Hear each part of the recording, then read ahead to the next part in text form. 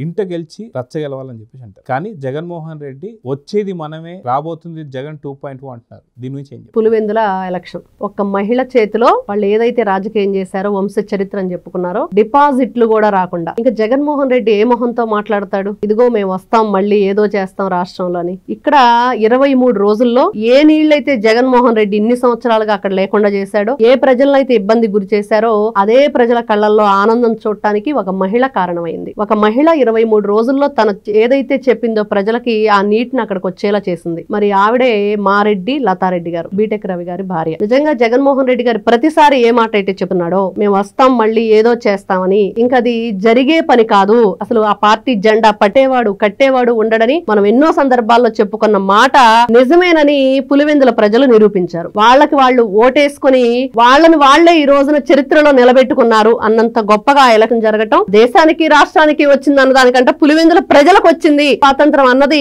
అక్కడ మనకు కరెక్ట్ గా కనిపిస్తుంది. వైఎస్ఆర్సీపీ పార్టీ మాత్రం కనుమరుగవటం ఖాయం. 50 సంవత్సరాల చరిత్ర అని చెప్పుకుంటున్నాం కదండి. వీళ్ళు ఏం చేశారు? సీఎంలుగా చేశారు, ఎమ్మెల్యేలుగా, ఎంపీలుగా ఉన్నారు. చేసింది ఏంటి పులివెందుల ప్రజలకి అంటే చేసింది ఏమి లేదు. రాజశేఖర్ రెడ్డి గారిని చూస్తాం, జగన్మోహన్ రెడ్డి గారిని చూస్తాం, మరి వివేకానంద రెడ్డి గారిని చూస్తాం, అవినాష్ రెడ్డిని చూస్తున్నాం. అక్కడ పులివెందుల ప్రజలకి వీళ్ళు చేసింది ఏమీ లేదు, దోచుకోవటం దాచుకోవటం తప్పించి. Please subscribe to Leo news for more videos.